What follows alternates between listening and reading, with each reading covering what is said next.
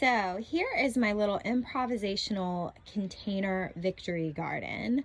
So you can really use just about anything as your containers, but you can see down at the foot of this container that it's wet. You want drainage. So you've got to make sure there's some holes in the bottom of whatever container you're using, just so that your plants are not sitting in wet, soggy soil. Another big consideration is sunlight. Most vegetables are going to grow best in full sun, especially in the springtime. That's pretty much like a sure thing. You're not gonna get them too much light and they will grow faster and more if they're in full sun.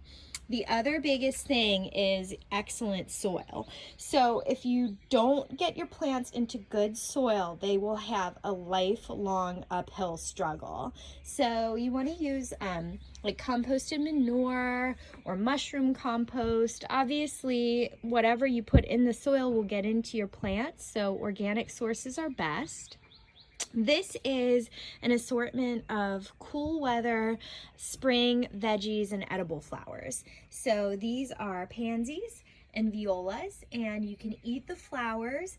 And anytime you're putting edible flowers on something, you get points for plating. You're definitely going to look like a better chef just by throwing a little color on the plate. You can fool everyone.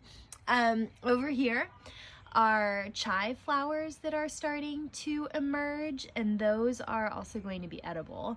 And then back to this garden, we have romaine lettuce, and growing up between the pansies, violas, and romaine lettuce are some radishes, and those are one of the funnest, easiest things to grow from seed.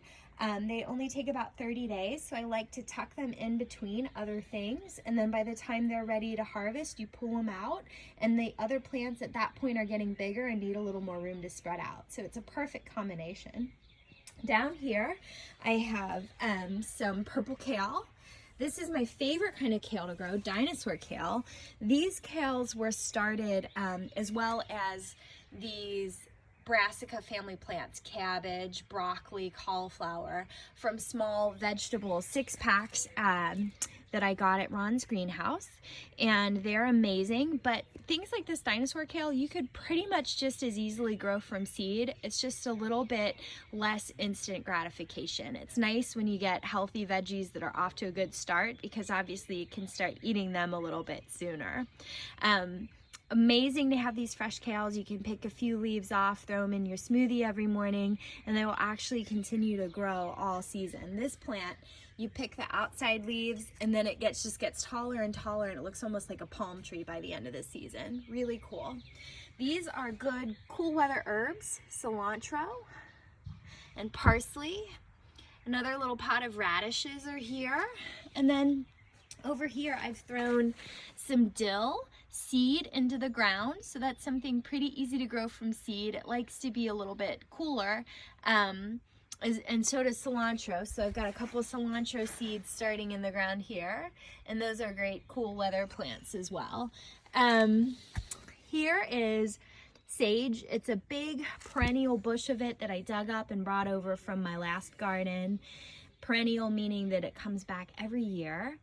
Back here is lemon thyme, pineapple sage, and I love just adding fresh herbs to anything. They're high in nutrition, and they also just like perk up a dish, make it look a little fresher. Adding an herby element to anything gives it a little bit more complexity. Here's another pot of mint, one of my favorites. Adding it to smoothies or drinks or just garnishes always freshens things up. Another pot of edible flowers. These little urns are so cute. I mean, you could use that decoratively. It's just precious. Back here is a big happy pot of lettuce. So, you know, I often have the problem when I buy lettuce in the store, by the time I'm actually like at home to cook it, it's wilting. Well, I don't have that problem. We're at home all the time now, but it is nice to be able to come out and pick lettuce that's so fresh, it's basically still alive when it hits your plate.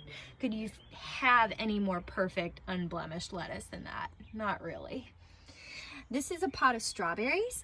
I dug these little plants up out of the ground in my old property, and they will just spread like crazy if you give them the right conditions. So love their little sweet white springtime flowers. Over here, got a little bit of peas that I've grown from seeds. This is a variety called Sugar Ann. I love it because it's a compact plant. It doesn't get too bushy. It doesn't require staking. And pretty soon that will have some sweet peas and you can eat the pod and all. Just a simple, easy plant for beginners. A little bit more mint and edible pansies. And then another big urn here. Again, same style as the first one.